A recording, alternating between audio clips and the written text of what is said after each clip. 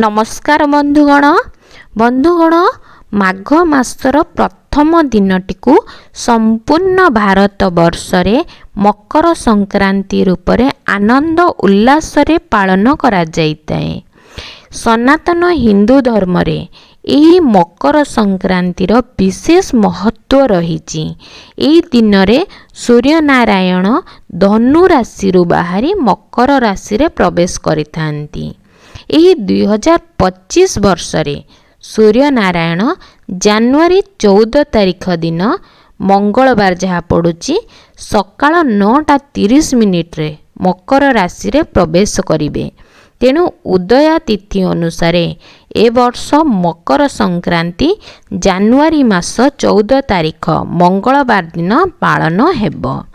मकर राशिर ग्रहाधिपति हेउचंती शनि।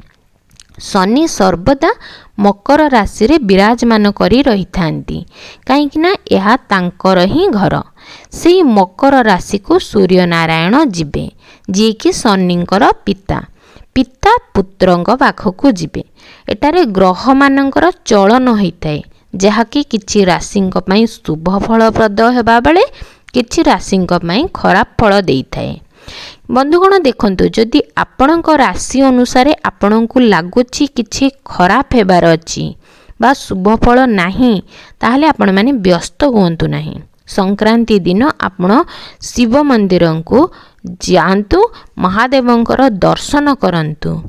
जदि संभव आपण आपणक सह क्षीर एवं बेलपत्र नहीं जाइतिबे महादेवंको अर्पण करंतु एवं सातिर जदि धड़ा फूल आपको मिलूँ धड़ा फूल मध्य नेबे। महादेवंकर पंचाक्षर मंत्र ओम नमः शिवाय उच्चारण करिबा सह धड़ा फूल महादेवंको अर्पण करी उत्तर दिग को मुख करी प्रणाम करिवे। केवल महादेवंकर दर्शन करिकी आसंतु। जेकोसी ग्रह चलन हेले मध्य आपणकर कौनसी असुविधा हेब नाही, विश्वास रखंतु।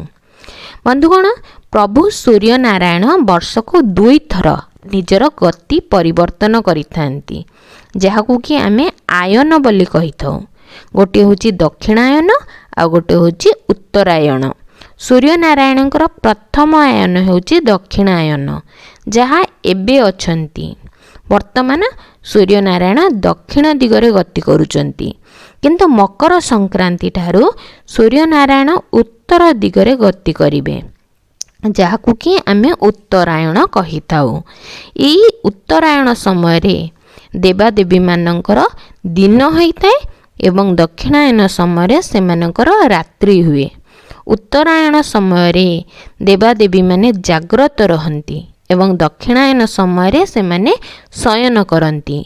तेणु उत्तरायण समय सबुठारु भल समय, श्रेष्ठ समय, पवित्र समय। यही समय रे समस्त शुभ कार्य करा जाई थाए जेमिति कि मंदिर प्रतिष्ठा, देवतांकर प्राण प्रतिष्ठा, व्रत उपनयन, अन्नप्रशन, विवाह, छोट शिशु मानकर चुट्टी पकेइबा ए सब समस्त शुभ कार्य यही उत्तरायण समय रे आपण माने करि परिबे।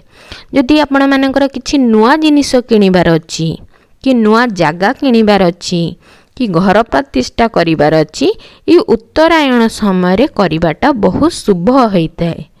यही समय रे आपण जदि गरीब दुखी मानकु दान दक्षिणा दौचंती ताहले आपण अधिक पुण्य प्राप्त करिवे।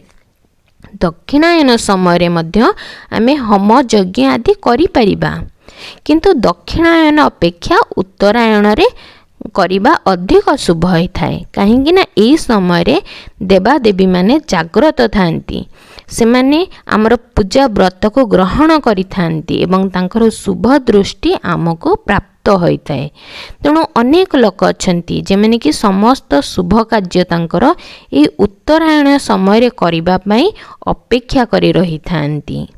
बंधुगण जेहेतु मकर संक्रांति ठारू सूर्य नारायणकर उत्तरायण प्रारंभ होइथाए तेणु एही दिन रे सूर्य नारायणकर उत्तरायण वंदापना मध्य करा जाइथाए।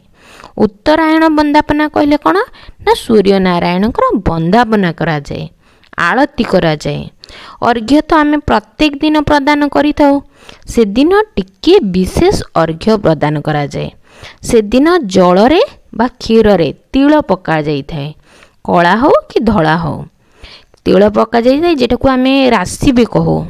तिल पका जाइथाए, गुड़ पका जाइथाए एवं तुलसी पत्र से क्षीर रे बा जल रे दिया जाइथाए एवं लाली पुष्प देकी सूर्य नारायण को अर्घ्य प्रदान करा जाइथाए। आपणकर जेमिति सुविधा, आपण जल रे कले भी हम कि आपण क्षीर रे मध्य सूर्य नारायण को अर्घ्य प्रदान करि परिबे, किंतु भक्ति निष्ठार सह करंतु। तापरे सूर्य नारायण आरती करा जाए। आपण माने फलमूल मध्य भोग लगे पारिबे। आम घरे मकर चाउल भोग लगी थाए। मु भाबुछि आम घरे केवल नुहे, संपूर्ण ओडिशा रे समस्तक घरे मकर चाउल ही भोग लगी थाए। मकर चाउल रे 10 गोटी जिनिस पड़ी प्रस्तुत करा जाय थाए। आपण मैंने तो जानिथिबे केमिति मकर चाउल प्रस्तुत हुए, तथापि मु कहि दउछि टिके।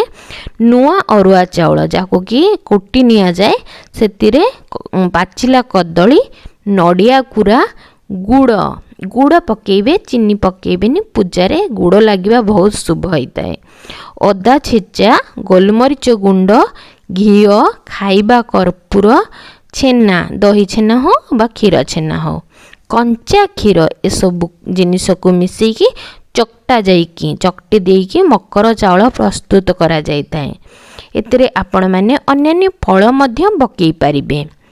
एई मकर चाउल समस्त देवादेवी पाखरे भोग लगी थाए। एई मकर संक्रांति दिन तापरे से भोग को जो देवादेवी को अर्पण कर सारा परे एई मकर चाउल पितृपुरुष मानक मध्य दिया जाय थाए।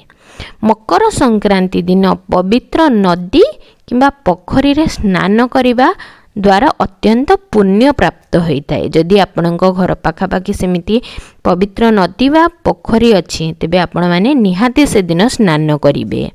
मकर संक्रांति दिन आमिष, पियाज रसुण, पिता कषा, कौनसी भी पड़ा जिनिस, लाउ, बासी जिनिस, बासी पखाल हो बा बासी अन्य कौनसी जिनिस खाइबे नहीं। मकर संक्रांति रे सूर्य नारायण को अर्घ्य प्रदान करिबा समय रे आपण जेतेबेले अर्घ्य प्रदान करूचंती सेतेबेले ओम सूर्याय नमः बा ओम सूर्य नारायणाय नमः कहिकी आपण माने अर्घ्य प्रदान करिवे बा आपण गायत्री मंत्र भी उच्चारण करि परिबे। ओम भूर्भुवः स्वः तस्य वितुर्वरेण्यं भर्गो देवस्य धीमहि धियो यो न प्रचोदयात्। ये मंत्र उच्चारण करी अपना अर्घ्य प्रदान करिवे एवं सूर्य नारायण को अपना प्रणाम करिवे बा सूर्य नमस्कार करिकी सूर्य नमस्कार रो मुद्रा करिकी मध्य आपण प्रणाम करि परिबे। जदि आपण माने करि पारुछंती सूर्य नमस्कार रो मुद्रा सब बहुत भल कथा, नचेत आपणक घरे जो माने पिला माने तिबे तांको सूर्य नमस्कार मुद्रा करिबा पई कहंतु। सूर्य नमस्कार रो विभिन्न मुद्रा जो मुद्रा रहिछि एक पूर्णांग यौगिक व्यायाम अटे। केवल ये सूर्य नमस्कार करिबा द्वारा आमे एका संगरे 12टी योगासन करिथाउ। जेमिति कि आमर हस्तपाद आसन हो, हस्त उत्थान आसन हो, प्राणायाम आसन हो बा अश्व संचालन आसन, दंडासन, अष्टांग नमस्कार, भुजंगासन, पर्वतासन, एमती 12टी आसन एका संगरे ही आमे करि दैथाउ। सूर्य नारायण नमस्कार पूर्वक सूर्य नमस्कार माने प्रत्येक दिन करूचंती, प्रत्येक दिन अभ्यास करिबा द्वारा शारीरिक एवं मानसिक विकास हेबा सहित मनुष्य सबले सुस्थ एवं निरोग रही थाए। पिला मानकर मानसिक विकास होइताए एवं तांकर एकाग्र शक्तिर वृद्धि घटी थाए। तेणु देखंतु ए सब आम शास्त्र रे आम पुराण रे ही रहिछि। स्वयं देवादेवी माने आमको निरोग रखिबा पई सबु किछि ही व्यवस्था करी रखिचंती, किंतु आमे कोन करूचु बा हमर युवपीढ़ी कोन करचंती ए सब मानु नाहंती। ସେମାନଙ୍କୁ ଯଦି କହୁଛୁ ବି ସେମାନେ ହସିକି ଉଡ଼େଇ ଦେଉଛନ୍ତି। ସେମାନେ ଏଇ ବ୍ୟାୟାମ ପ୍ରାଣାୟାମ ଏଗୁଡ଼ାକ ନ କରିକି, ସୂର୍ଯ୍ୟ ନମସ୍କାର ନ କରିକି ସେମାନେ ଜିମ୍ ଯାଉଛନ୍ତି, ବହୁତ ପରିଶ୍ରମ କରୁଛନ୍ତି, ନିଜେ ହିଁ ଅସୁସ୍ଥ ହେଇ ପଡ଼ୁଛନ୍ତି। ସହଜ ଜିନିଷ କରୁନାହାନ୍ତି କିନ୍ତୁ କଠିନ ଜିନିଷ କରୁଛନ୍ତି, ନିଜେ ନିଜର ସ୍ୱାସ୍ଥ୍ୟ ଖରାପ କରୁଛନ୍ତି। ତେଣୁ ଆପଣମାନେ ପିଲାମାନଙ୍କୁ ଘରେ ହିଁ ସୂର୍ଯ୍ୟ ନମସ୍କାର, ବ୍ୟାୟାମ, ଯୋଗାଭ୍ୟାସ, ପ୍ରାଣାୟାମ ଇତ୍ୟାଦି ସବୁ ଶିଖାନ୍ତୁ। ଆପଣମାନେ ନିଜେ କରନ୍ତୁ। ଆପଣମାନେ ଯଦି ନିଜେ କରିବେ ସେମାନେ ମଧ୍ୟ ଆପଣମାନଙ୍କୁ ଦେଖିକି କରିବେ। ଦେଖନ୍ତୁ ବନ୍ଧୁଗଣ, ଏଇ ମକର ସଂକ୍ରାନ୍ତିରୁ ହିଁ ଆପଣମାନେ ଯଦି ଏସବୁକୁ ଆରମ୍ଭ କରିବେ, ସୂର୍ଯ୍ୟଦେବଙ୍କୁ ବନ୍ଦାପନା ପୂଜା କରିବା ସହିତ ଏସବୁ କାମ ଆରମ୍ଭ କରିବେ, ତେବେ ଆପଣଙ୍କ ଠାରୁ ଆପଣଙ୍କ ପିଲାମାନେ ମଧ୍ୟ ବହୁତ କିଛି ଶିଖିବେ। ଆପଣମାନେ ଆରମ୍ଭ କରନ୍ତୁ। ତେଣୁକି ମୁଁ ଭାବୁଛି ଆପଣମାନେ ସୁସ୍ଥ ରହିବା ସହିତ ସେମାନେ ମଧ୍ୟ ସୁସ୍ଥ ରହିବେ। ଆଶା କରୁଛି ବନ୍ଧୁଗଣ ଭିଡ଼ିଓଟି ଆପଣମାନଙ୍କୁ ଭଲ ଲାଗିଥିବ। ଭିଡ଼ିଓଟିକୁ ଆପଣମାନେ ଲାଇକ୍ କରିବେ, ସେୟାର କରିବେ, ଚ୍ୟାନେଲଟିକୁ ସବସ୍କ୍ରାଇବ୍ କରିବା ସହିତ କମେଣ୍ଟ ବକ୍ସରେ ଓମ୍ ସୂର୍ଯ୍ୟ ନାରାୟଣାୟ ନମଃ ନିହାତି ଲେଖିବେ। ଧନ୍ୟବାଦ।